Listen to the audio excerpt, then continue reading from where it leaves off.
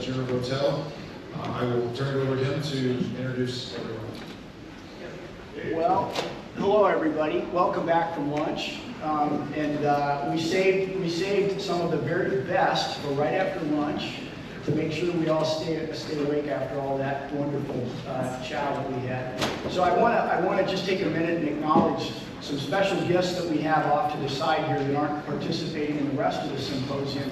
We invited some of our friends from Business Executives for National Security that are part of that organization here in the Midwest to join us today. We invited some of our friends from USO, one of the nonprofit charities that we support, to join us. I think we have somebody from Fisher House here also. We have somebody from the FBI here, partnering with BENS, so keep on your best behavior during the rest of it. I just wanted to say a couple things. First of all, really good sessions this morning. I enjoyed that immensely. I'll tell you, when I think about data and sustainability and some of that, I learned something about sustainability. We were talking about this morning definitions of sustainability. And I like to think of it as either the 3 Ps or the acronym SEE, like C. So people, planet, profit, or social, economic, environmental. It's the same thing either way. But it always starts with the people, places part of it, which, boy, that resonated in some of the conversations we had this morning. General Joe Votel is here with us. And the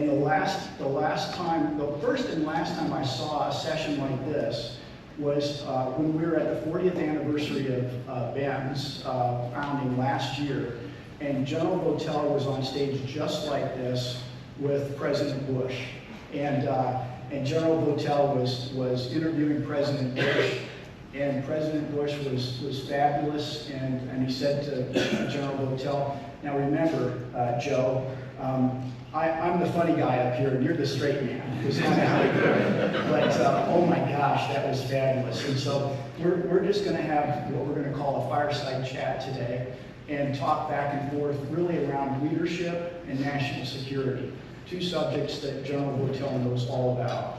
And so what I'd like to do is just take a minute. He told me not to read the whole bio, so I promised him that I wouldn't. But I want to read a little bit of it, and then we'll talk some more about that here in a minute. So, General Votel. Joe Votel is a retired U.S. Army 4-star officer, and most recently, across the last 3.5 years, 3.5 years ago, he was the commander of the U.S. Central Command, responsible for U.S. and coalition military operations in the Middle East, Levant, and Central and South Asia. During his 39 years in the military, he commanded special operations and conventional military forces at every level. His career included combat in Panama, Afghanistan, and Iraq. Notably, he led a 79-member coalition that successfully liberated Iraq and Syria from the Islamic State Caliphate. He preceded his assignment at CENTCOM with service as the commander of U.S. Special Operations Command and the Joint Special Operations Command. And then beyond that, he's a member of a lot of different boards, and obviously chair of BENS right now, CEO of BENS. And he can tell you a little bit more about some of his background, but I mean, we were talking at the cocktail reception last night, and he's commanded all the special operations forces in the entire United States. He commanded the Ranger Regiment, and then went on to be the Central Commander, CENTCOM Commander. So, very honored to speak with General Votel, and we're going to sit down and we can start the fire.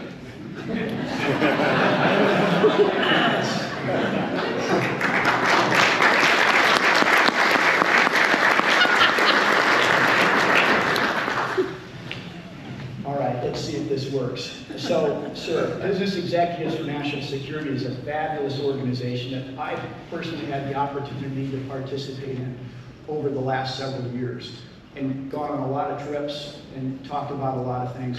Please tell us a little bit more about your current role at BENS, what it's about, and what constitutes a successful day in the life of BENS as an organization. Sure. Thanks, Jim. And let me just say up front how nice it is to be here. I really enjoyed sitting through the panels this morning. Really great discussions and certainly a lot to think about there. And it's satisfying as an American citizen to see business leaders addressing these really critical issues, not just for the businesses, but in many cases for the nation. So thanks for letting me be a part of it. So Business Executives for National Security, BENS, as it's referred to, is a national nonprofit. It's been around for a little over 40 years, 41 years. It was started back in 1982 by a mining executive who lived and operated in the Washington, D.C. area, and he had a great interest in national security, and he knew a lot of people in the Reagan administration. And he was somehow on the periphery of a discussion about strategic arms reduction. He observed to somebody that, to a government partner, that you could learn a lot about what you're talking about right here by looking at some of the risk reduction measures that the private sector exercises. And really, out of that notion came this idea to create a nonprofit organization made up of business executives across country who took their expertise and shared it with people in the government, particularly in the national security enterprise. So the Department of Defense, the intelligence community, federal law enforcement, homeland security, the diplomatic service. And that was the mission of the organization when it was founded back in the early 1980s, and it remains the mission that we have today. And it's been great. When I was in uniform, I had the opportunity on a couple of occasions to work with BENS. Somebody when I was doing a project in the Pentagon, somebody asked me, "Have you talked to BENS?" And my first question was, what's a BENS? I don't know what it is, but I talked to them, and actually, I was working on a really hard issue related to this problem we were having in Iraq and Afghanistan with improvised explosive devices. And the folks from BENS came in and took me through a discussion and really helped me think about how I'd be looking at this problem in a more holistic manner, not just military training, but technology and some other aspects were really, really helpful to that. So that's kind of what the organization does today. We do our work in a variety of ways. We do projects. Government partners will come to us and say, "Hey, can you help us with this?" And we do that. We engage with people. Sometimes a government partner just wants to sit down and have a discussion about a problem they're having with people in the private sector. And it's kind of a one and done, but that's what he or she wants to do, and we do that. And we also travel. Jim and I were on a trip earlier this week, right next door here in the state of Michigan. We spent a day or so with GM Defense, and we were really focused heavily on trying to expose our members and understand better what this big corporation, this big company in the middle of the country is doing in terms of electric vehicles and electrification and battery power and everything else. It was absolutely fascinating. And we finished up by spending some time with the Michigan National Guard up at Camp Grayling, seeing some of what they were doing and really exposing some of our members to kind of what's happening there in national security enterprise. So it's a great organization. It's probably a little bit more than one over there, but I'm very proud of being the leader, and I've just really enjoyed my time with BENS. Thanks, sir. Yeah. Sir, I know family is really, really important to you, and Minnesota, the state of Minnesota is very important to you, as you mentioned a few minutes ago, rooting for the Vikings. Is this where you want me to talk about the Vikings? And I know that had a significant impact. You came from a large family, significant impact on you growing up. It probably maybe shaped the way things went later on in life. Can you talk just a little bit about your family and how it happened? Sure. Yeah. Yeah, absolutely. So I grew up in a small family. We only had 9 kids, not the 16 that somebody mentioned earlier today. That's really impressive. But we had our parents who were really great role models, and they were married their entire lives and until death do part there, and set a really great example for you. I think you learn a couple things growing up in big families. I think you learn how to develop skills. I think for getting along with others. I'm number 6 of 9. I have 5 older brothers and 3 younger sisters, and all of us are uniquely different in our approaches to life and our beliefs and other things like this. We obviously have a very common bond around our family, and all of us have different approaches. But growing up in a big family, I think, gave you the ability to develop skills how you got along with everybody for the purpose of, and we always thought of ourselves as kind of Team Votel, frankly, and I attribute a lot of that to our parents, who set a really great example to you. I think the other thing that big families do is they keep you humble. For those of you that have grown up with big families, you might know that. When it was announced that I was going to be nominated for my 4-star and Go Command, U.S. Special Operations Command, a reporter from the New York Times saw fit for some reason to write an article about that, and he went back and talked to a number of my siblings about me, and they were generally complimentary of me, and they were obviously very proud of me. But what came through very clearly was, yeah, he's done okay, but around here, he's number 6. So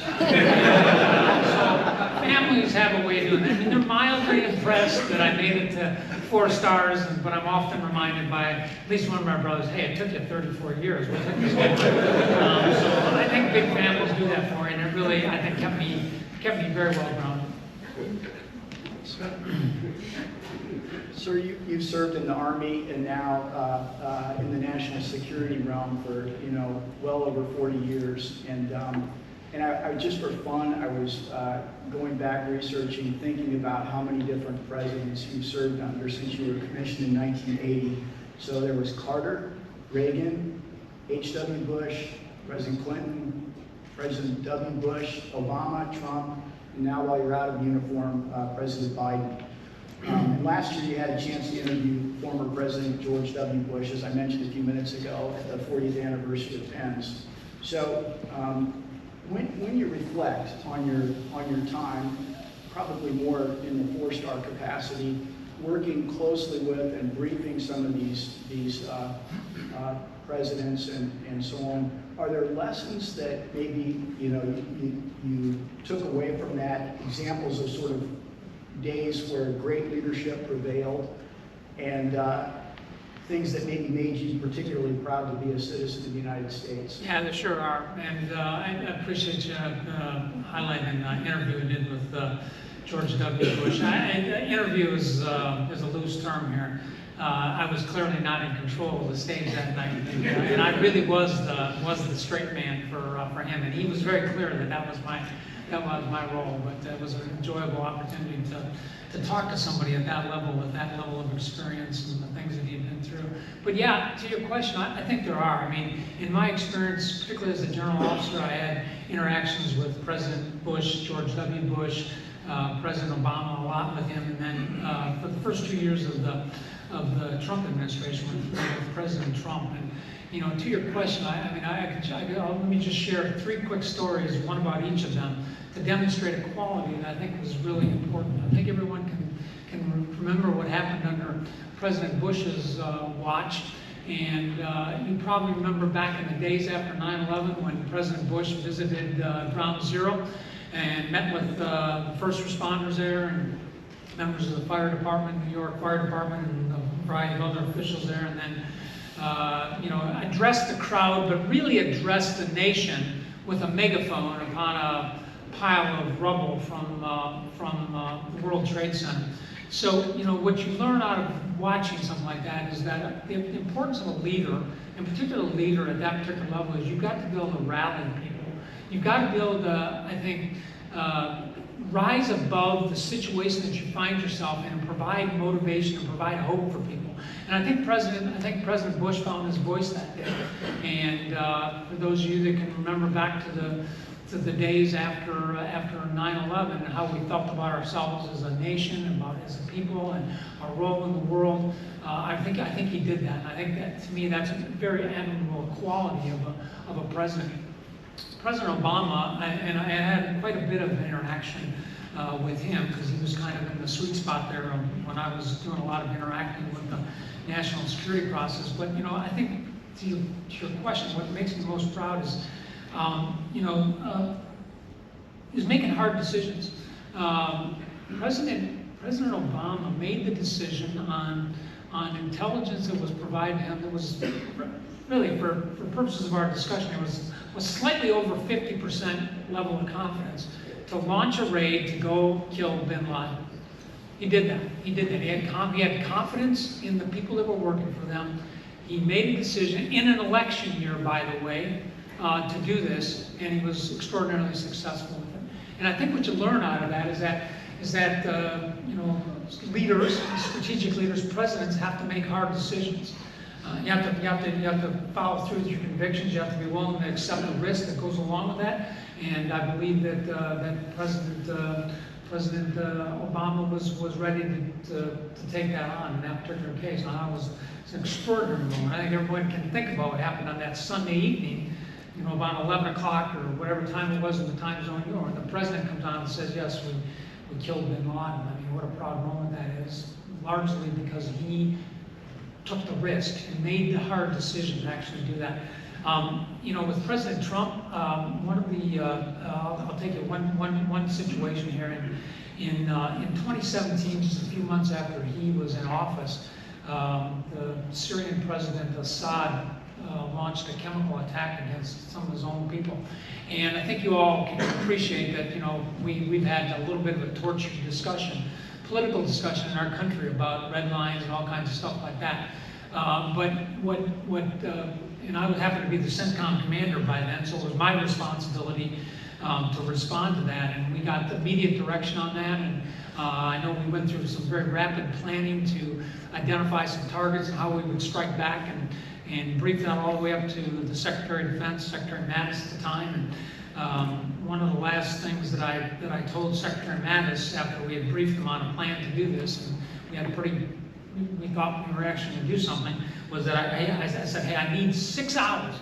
I need 6 hours to kind of clear the airspace and get people hunkered down. So, you know, we're going to launch this big T-LAMP strike from Navy ships into Syria. I need some time to get people out. And so he rogered out on that and talked to the president. And the president gave me like 2 hours, and we executed.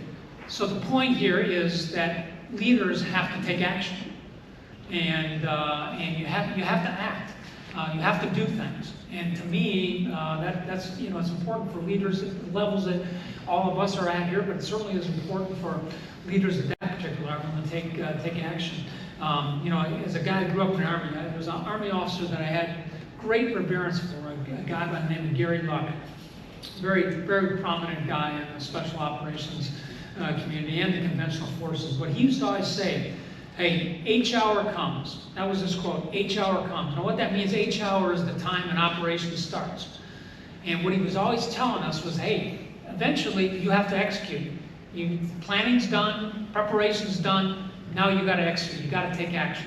And I think I really appreciated that quality about President Trump, that he took action. When he saw it, he identified it, this is not going to stand, we're going to do something, and he did it. And you know, those three things: rallying people, moving them forward, motivating, providing hope, you know, making hard decisions, and then, you know, creating or taking action, I think are really critical things that I took out of watching, you know, those leaders, and that I think are absolutely essential for leaders at all levels. Sure, thanks. Great. So I want to transition for a minute and talk about something that we talk about in our business regularly. And that's, and I was talking to Jim Linder. Jim Linder's a friend of mine that's a retired two-star general. And I was just talking to Jim because he knows General Votel, and I was asking him what kind of questions I should ask. And he gave me some pretty off-the-wall ones that we couldn't talk about. And then he said, you know, one that you should talk about that'll be important to everybody in the room is this notion of, he goes, it's an overused term, but work-life balance. How do you accomplish work-life balance? And here's General Votel, who's never had work-life balance. In 40 years in the military, he's deployed and deployed and deployed, and yet has a terrific relationship with his wife, Michelle. He has 2 wonderful boys, and he's had to lead people that didn't have any work-life balance and help them explain. So, sir, just maybe a few comments on how do you lead people through that sort of thing and manage through really, really tough times? Yeah, thanks for mentioning my wife. I was at a session not unlike this, the CIA a few years ago, and somebody asked me the question, who's the who's the best leader you ever saw, you ever observed? And I thought about it for a second, and I've had an opportunity to be exposed to a lot of great leaders. Dave Petraeus, Jim Mattis, Lloyd Austin, Bill McCrae, Stan Crystal, Jim Stavridis, all these really iconic leaders, military leaders, at least of our generation right here. But as I thought about it, the way I answered the question was, my wife is the best leader I ever saw. She's got a level of empathy that I wish that I had. She has this ability to be compassionate, but she can turn very quickly and put a boot right in your ass. She's inquisitive, she asks questions, she cares about things, and those I think are all qualities that I really admire about her. And my point is that she, this wasn't any great design on my part, that my family was able to stay together and my kids turned out okay, and my life seems to be going well. It was largely because of my wife kind of carrying the load in terms of that. While I went off and did a lot of things here and did what I thought were the right things, she supported that and really took care of the home front. And I think that's to me that was an important part of all of this. But I do think it's important for leaders at all levels, and I learned this over time, is that you do have to think about this work-life balance. And it occurred to me one time. I had an officer that I was supposed to counsel here. He made the decision. He was a very excellent colonel and had made the decision to depart the Army. And in our process, we required people that were making a decision like that to talk to the first general officer and then chain of command, which happened to be me. And he came and we had a good talk, and we're good friends. We remain good friends. We had a great relationship, always had. And I asked him, well, why are you stepping down? And what he said was, I've watched you guys, I've watched you general officers, and I don't think I want to do that. And I'll tell you, I about fell out of my chair. And he wasn't being personal to me. He was really generalizing, but it really caused me to think about, what is it that I am doing, or that we are doing as an institution, that is modeling to this person that they should do something other than double down on the experience they have and kind of continue to serve in uniform. So the point I share out of all that is that people are watching you. All of you are in leadership positions, whether it's leading staff, portions of the staff within your companies, or functioning as CEOs, or doing other things. People are watching, and they're always watching for how you are doing your own life balance here, your work-life balance. And so it really is important. And at that point, I thought, man, I really got to pay attention to this.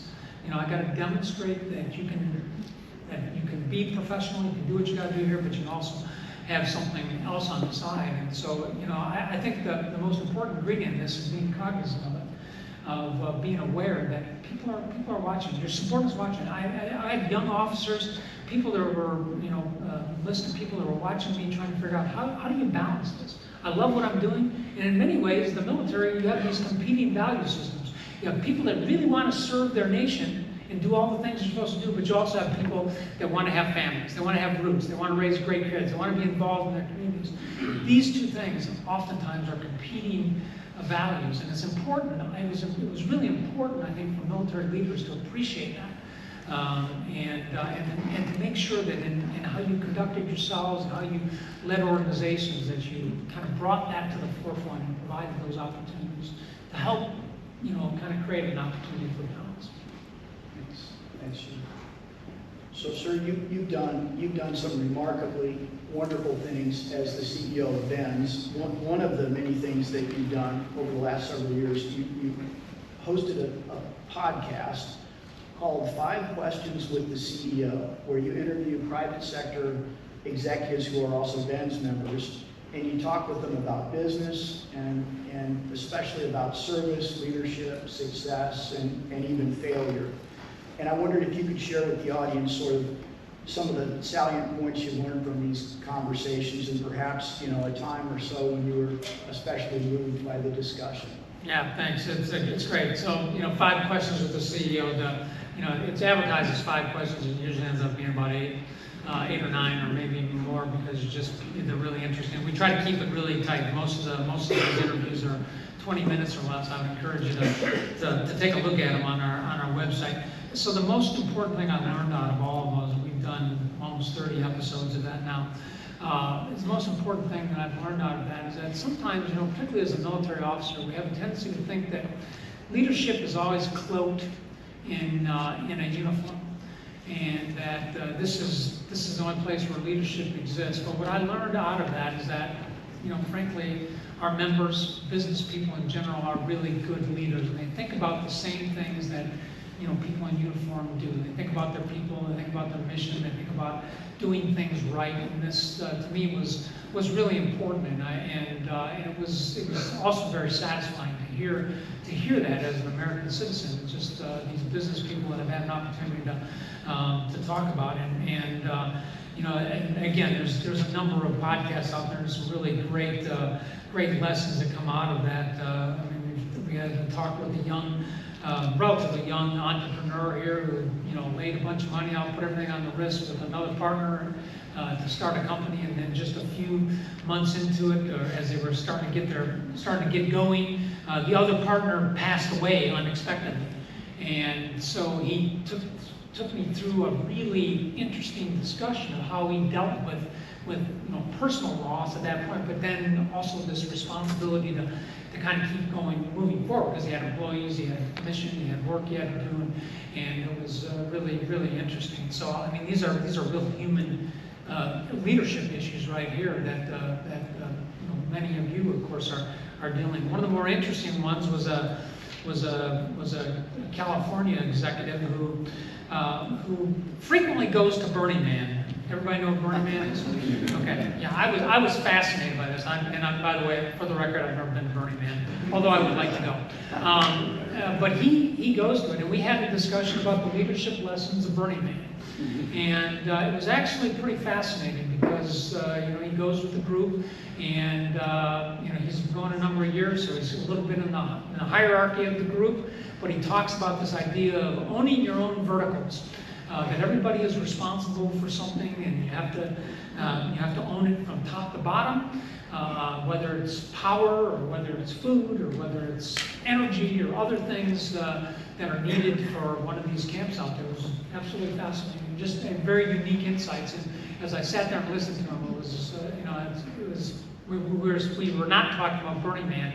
We were talking about leadership and how you do leadership in this case inside an informal group of people that are together for a specific purpose.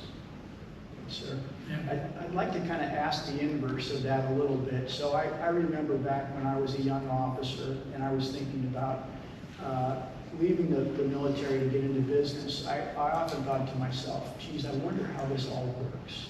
I wonder how you transition out of the military and then into a successful business career. And I just wonder from your perspective now, having served almost 40 years on active duty at the various highest echelon there, now you're out, you're exposed to all sorts of business and what's going on in the private sector. What would you do differently? What lessons would you think were very, very, very applicable to being a leader in the military that you've gleaned since you've come out and looked around? I think the most important one is get started, get going, take action, move out on terms of things. And, I've had an opportunity. A number of our members are entrepreneurial people. They are in the venture capital. They've started companies in many cases multiple times. And first of all, when you talk to them, you hear the stories of these leaders, these private sector leaders that have started companies. You talk about courage, talk about laying it all on the line. That's a lot.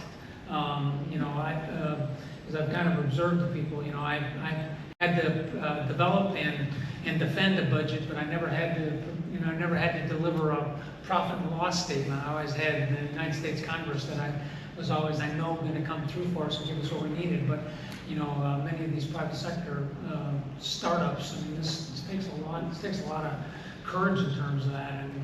And oftentimes when you talk to them, they, you ask them, and they just said, hey, we had a good idea, and we just got started. So just get going on things. I think sometimes we do have a tendency to to get into analysis paralysis here and spend a lot of time looking at things, and oftentimes what's necessary is just to create action. And to me, that's been a really important observation, and one that I wish I'd appreciated earlier in my military career. One thing that you say pretty regularly as the CEO of Business Executives for National Security is that national security is everybody's business. And I wonder, how do you think the private sector and government could come together more closely to really get after that? Yeah, well, I mean, that's a great question. I mean, that's part of the purpose of BENS here, is to make sure that people in the private sector and people in the government appreciate this symbiotic relationship. I mean, the operating principle in BENS is that, you know, prosperity and security go hand in hand. One begets the other, frankly, and that's an important aspect to appreciate about this. And so we have to promote these kinds of relationships. I think it's important to remember, when you think back after World War II, you know, we had this smashing military victory and did these extraordinary diplomatic achievements that took place in the wake of World War II that were, you know, fantastic, and, you know, kind of created this world that all of us have kind of grown up in. But what is less appreciated in that is the role that American business played in that. You know, when you look at something like the Marshall Plan that was put in place in the late 1940s, early 1950s, that was exclusively led by American businessmen.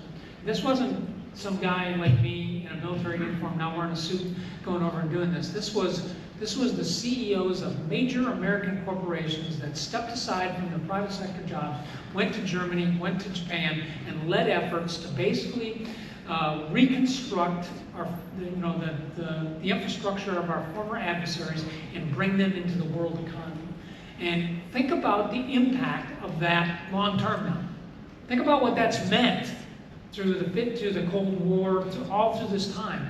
The prosperity that and the security that has been a significant byproduct of all of that, of the fact that we've been able to rebuild our partners and rebuild our adversaries and bring them back into things, and what that has meant for the world today. And a lot of that is done on the backs of the expertise of the American private sector.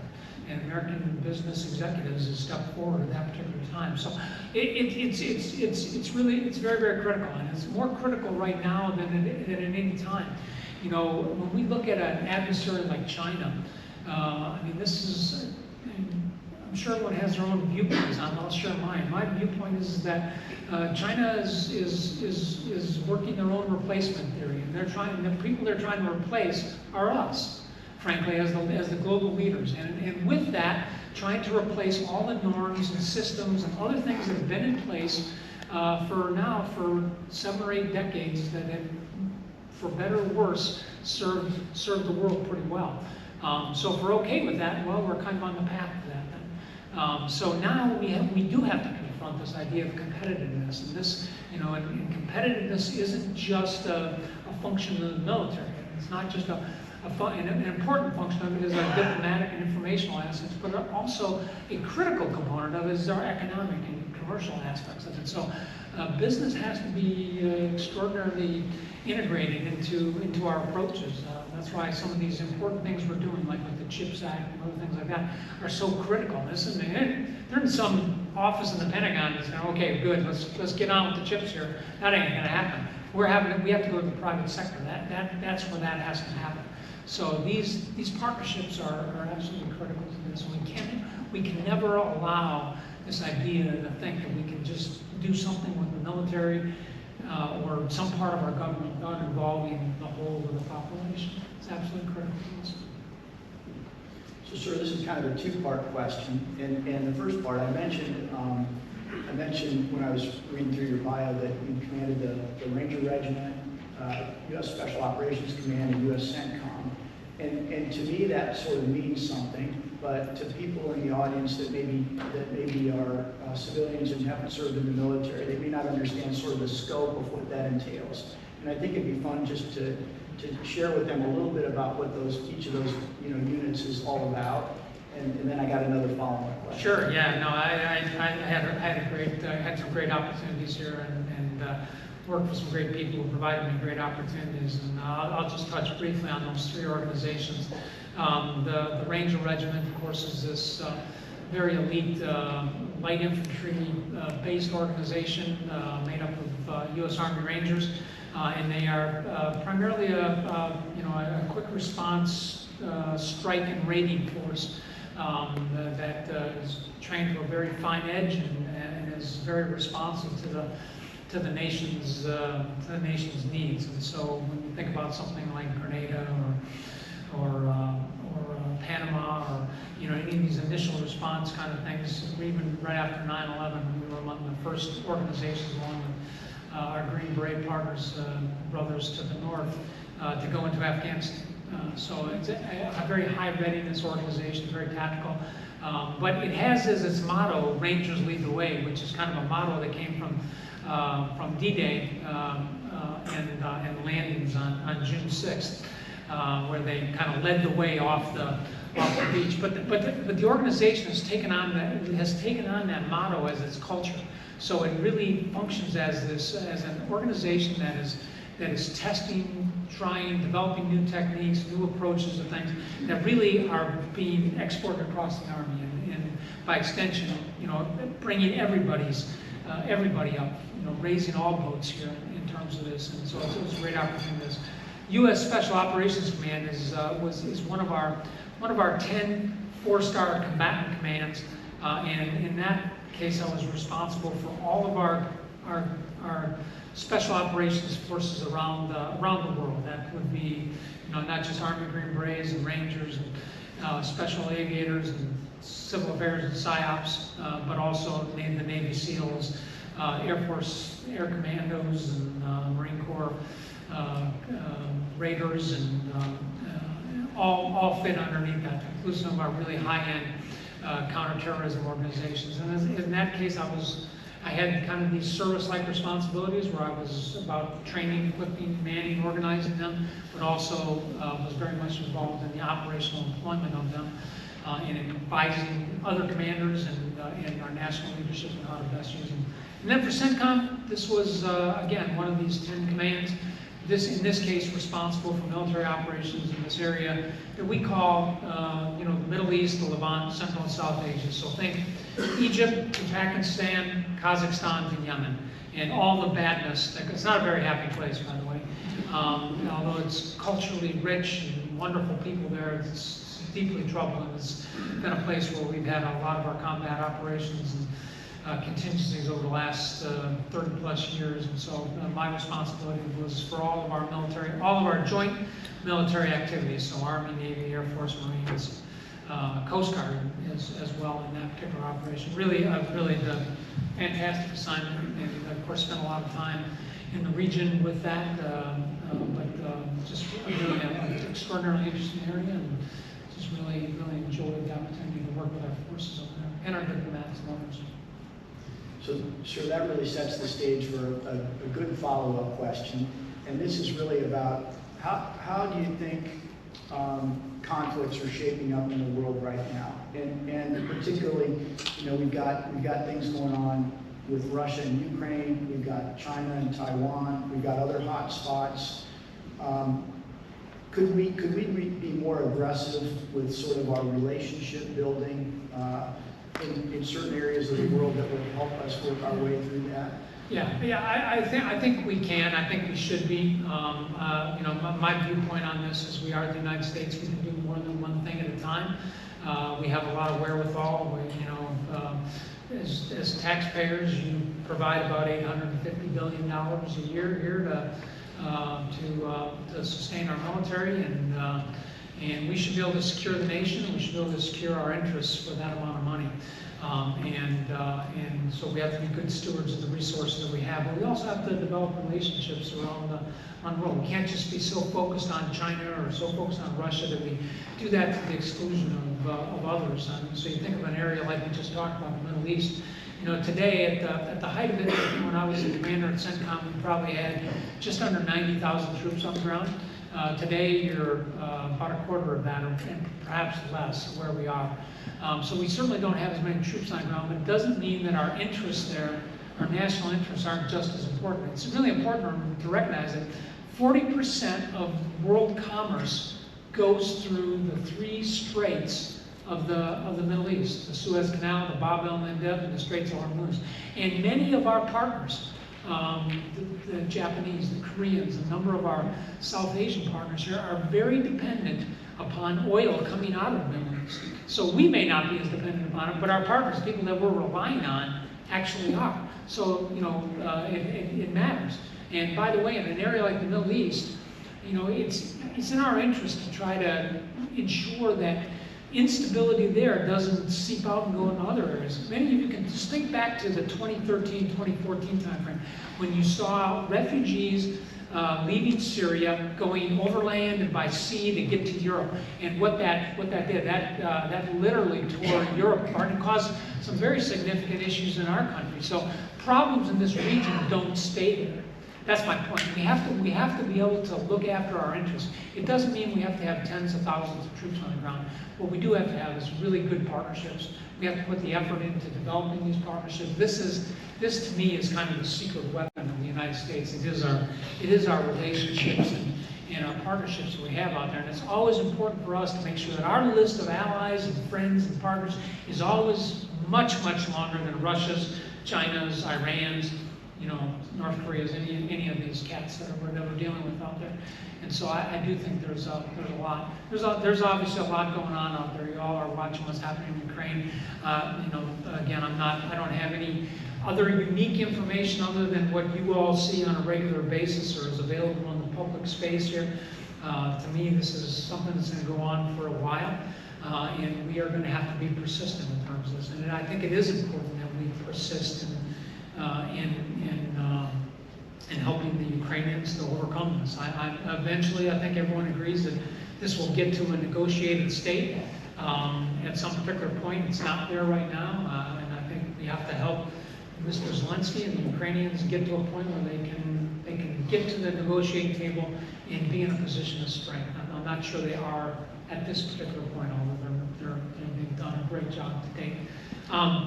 In China, you know, we're not trying to pick a fight with China over Taiwan, and so the problem there is different. Our focus there really is about deterrence, and it's about making sure that every day that President Xi wakes up, he looks out over the South China Sea there and says, you know what, not today. And that's where we got to stick. And that's why you see this heavy focus on military spending, development of equipment, doubling down on relationships out there in the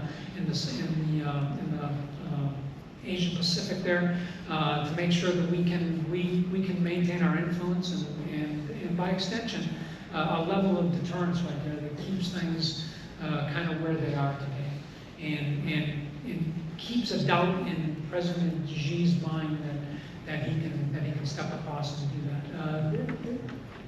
War in Taiwan would be catastrophic for everyone, for the Chinese, for us, certainly for the Taiwanese and people in the region. And so, to the extent that we can avoid that through strong deterrence and strong relationships, it's really in our interest. So here comes the political question. I thought all these were political. So, you know, these days we live in a nation divided, unfortunately, and it's a lot of us think that that's a really sad state of affairs. You know, we've got on one hand the best democracy in the history of the world, and on the other hand, it's kind of tough going these days. What are you most optimistic about, and how do we get ourselves to work together and get things done? Yeah, thanks. Well, I think the thing I'm most optimistic about is our youth, young people in our country. I think they're pretty spectacular. I know that there's some viewpoints out there that may not necessarily comport to that, but my observation, obviously formed heavily by my time in the military and being around young people literally from across the country, and talking with them and understanding their motivations and what they're thinking about. And then just in my retirement from the military, just with the number of young people I've met through my own organization. I have a large group of interns that comes in and works with us, and frequently have the opportunity to talk with them, and others that I see out there. I'm very, very encouraged by our young people. I think it's really critical to help in whatever ways we can, help them step up to be the leaders and be the force that they need to be to kind of keep the nation going forward. I think they care about many of the same things that we do. They may not do it exactly the same way that people of my generation, the baby boomer generation, might have. But they are very, very principled. I just know, talking to my two sons, I'm always extraordinarily impressed with the principles that come through, that somehow they pick up along the way, that kind of guide how they look at things, and they're really in two different places as well in terms of their political viewpoints and other things like that, but that's okay. They can be civil towards each other, and I think they can do it. So I really think that's important. I think it's important to continue to inculcate a concept of service in our country, and I think this is something that I am a little bit concerned about. It doesn't mean everybody has to serve in the military. I mean, whether it's in our local law enforcement agencies or in other federal government service or in whatever state agencies are, the idea of service to our nation, service to our communities, I think, is a really important one. And it's one that BENS, that we've actually been thinking about. And our group down in Dallas has been really doing a lot of work on this, because they're seized with this idea of, why do we have such a low percentage of our youth that don't have a propensity to serve in the military, for example? And what can we do to do that? And so they're working with a variety of other organizations in the local Dallas area, trying to address that problem. I think the idea, I guess the message I would just send to you is, exposure to our youth of the opportunities that are out there are really critical.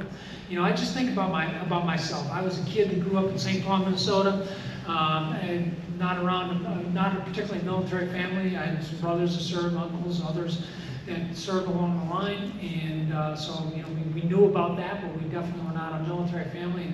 But I had an older brother that lived in Baltimore. I went and visited him, and I was 10 years old. And during one of the days, he took my parents and siblings and I out to the Naval Academy. And I went out there and I looked at this place. And what is this? What am I looking at right here? And I'm trying to understand what it is. And as you tour around and saw things, I can remember turning to my dad and saying, "This is where I'm going to go to school, right here." Yada yada yada. I ended up at West Point. But the point is this. The point is this. It's about exposing people to opportunities. Oftentimes, people don't know what's out there, and so as more seasoned citizens of the country, we have that, and we can expose people, expose our youth to the opportunities that are out there. And there are some extraordinary opportunities, not just in the military, in the intelligence, in the diplomatic side of the house, and in a variety of different areas where people can step forward. I think it's a really important aspect to the country. Thanks, sir. Yeah. Admiral McRaven wrote a book about, he gave a speech first at University of Texas, and some of you have probably seen snippets of it on YouTube and stuff. It's about making your bed, and it's about habits. We talked about it at Sevan. We've had some leadership discussions about some of the things that he learned when he was in basic underwater dive school, or BUDS, SEAL school, and I have views about, what do you think? I got a kind of a two-part question. You can come back to the second one later about which school do you think is the hardest amongst all the military schools. But as you went through your career, sir, did you run across situations kind of like that, where there were just little snippets of things that you took away from situations, like rules to live by, things that would be interesting to leaders in the room? Yeah, certainly I did. Let me just share a quick story about Admiral McRaven, Bill McRaven, who I've had the opportunity to serve with and followed twice into positions of command. I was commanding the Joint Special Operations Command. I took over from him in 2011. And by the way, I took over the command like 2 weeks after he killed Bin Laden. And that's just like, and I said, Phil, what's the story, man? What kind of standard have you set for me here? You killed Bin Laden. So, anyways, but he was my commander, and then I eventually took over U.S. Special Operations Command, so that was kind of to the 4-star level. And I called him and I said, hey, listen, I want to come down and have a discussion with you about leadership at the 4-star level, because it's different. It's a different deal out there. Even from 3-star to 4-star, it's a different deal. He said, oh, sure, come on down and we'll have a discussion. So I got myself organized and went on down to Tampa to see him and reported into his office. And the SOCOM commander's office is a little bit iconic down there. He's got a great big maple desk in there that used to belong to Admiral Nimitz, the Nimitz desk. Fantastic piece of furniture down there, and the great man, Bill McCraven, was sitting behind it. So I pull up a little chair and sit in front of it and said, you know, I'm about to hear from the burning bush. And you know, by the way, this is the guy that gave the speech on make your bed. So I'm going to write it down. So when I retire, I can write a book and make like $1 gazillion on it. So I'm ready to go. So I asked him the question. Okay, what's the deal? What do I need to know about leadership at the 4-star level? And he kind of sits back in his chair and says, okay, here's what you do. On the very first day that you're a 4-star, call every other 4-star by their first name. And I started scribbling it down, and then I stopped and wait, what? And then he very quickly moved on to some other topic that he wanted to talk about. And I was kind of left at the time unsatisfied. But what he was really telling me was that, hey, you're ready for this. You're at the table now. You've arrived, and so act like it. Step up your game to this and be what it is. Have confidence in yourself. And I think it was perhaps one of the most important lessons that I could have learned at that particular level. Because you can I think you might not be up to the task of doing some of these big things, but in fact you are. And Bill McCraven really shared that with me.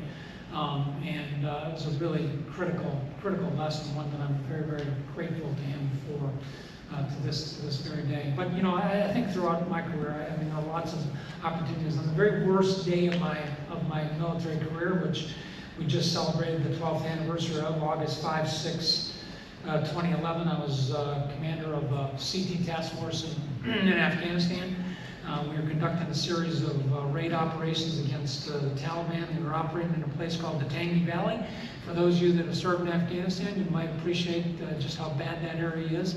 And we were going after a pretty senior Taliban leader in there.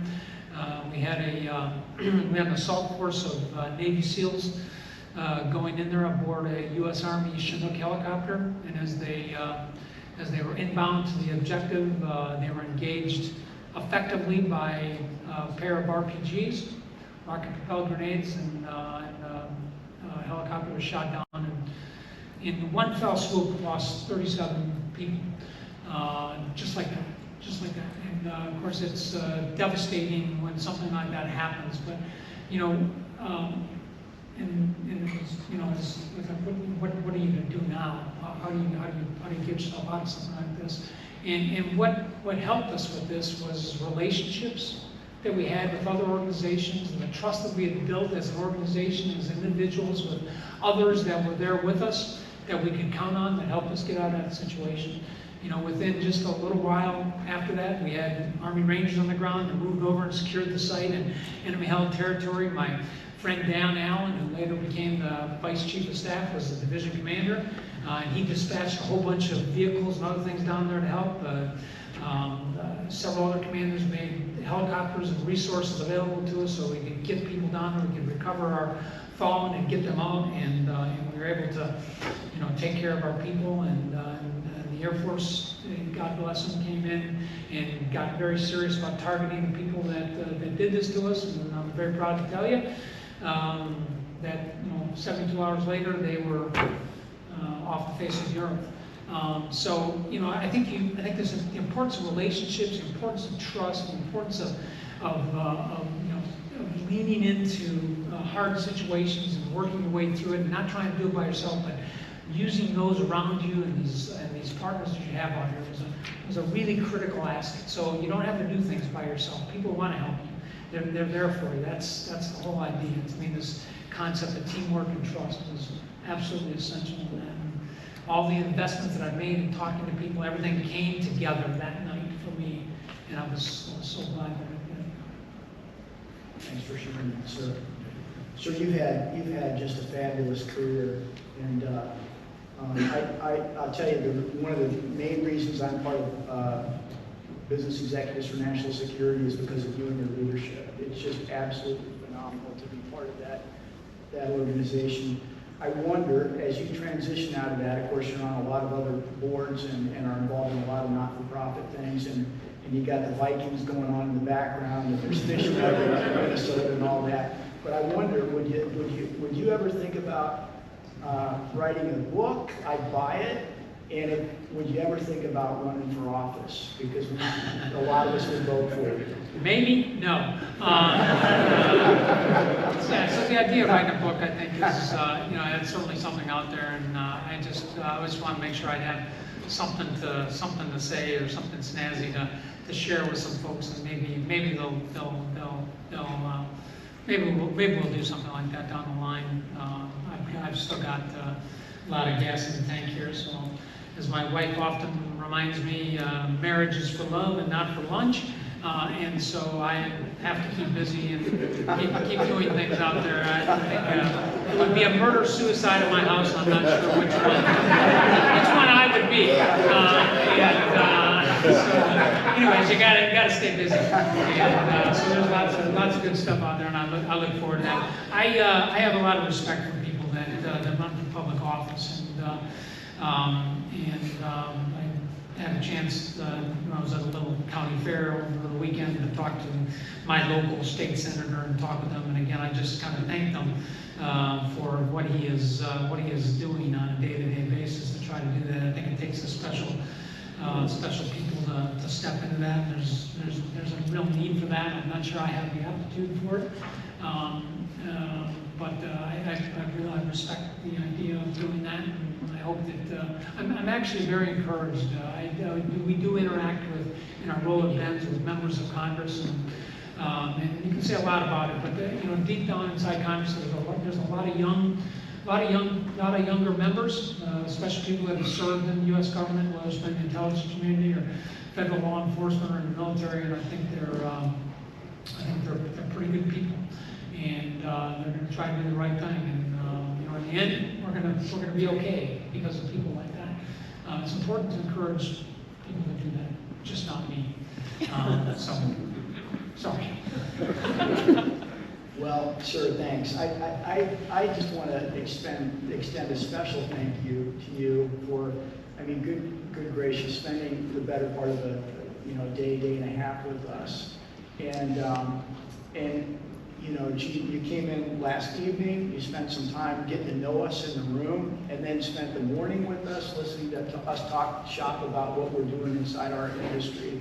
And boy, it's been such a pleasure to have you here with us. And really, really appreciate what you've done for the country and everything. You're just a role model for all of us. And I just want to turn it over to you for any closing comments. Yeah, thanks. I really appreciate the opportunity to be here.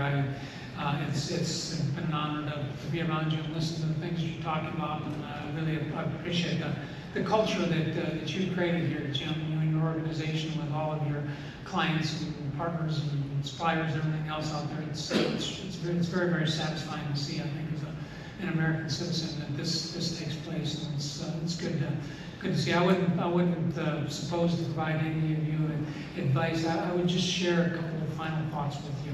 And they are what I often tell people when I have the opportunity to promote them or put them into a position of responsibility that I think are really important for leaders. And I consider this to be a room of leaders right here to remember. I think it's always important to trust your own instincts. Most of you would not be in the places you are if you didn't have great instincts. And so you should learn to trust yourself first. I think it's absolutely critical. And secondly, I would encourage you to use your position, whatever it is that you do, for good. At lunchtime we had an opportunity meet with a number of nonprofit people in the broader Chicagoland area here, and of course I lead a nonprofit as well, giving back to the community, finding other ways that you can leverage the positions and the work that you do for the betterment of our communities and our nation. I think is important to do. So use your position, whatever it happens to be, for good.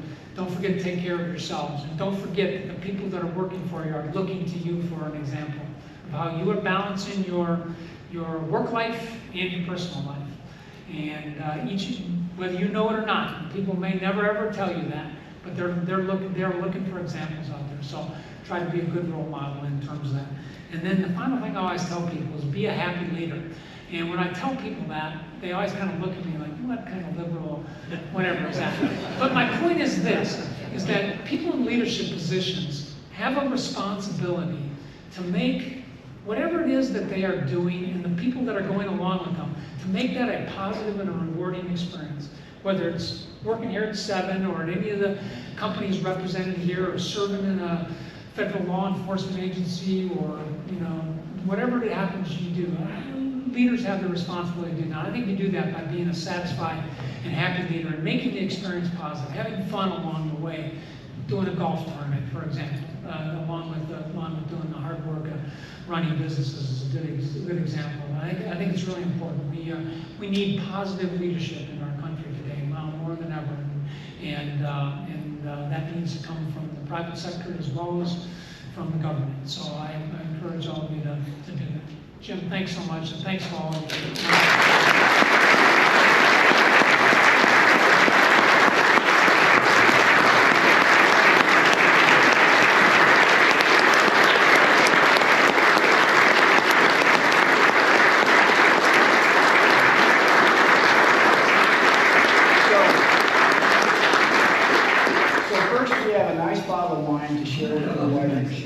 That's the important thing. And then nothing would be complete without a good challenge coin. So we're having our safety awards dinner tonight. Sir, thank you. Thanks very, very much for all you do. Thank you, everybody.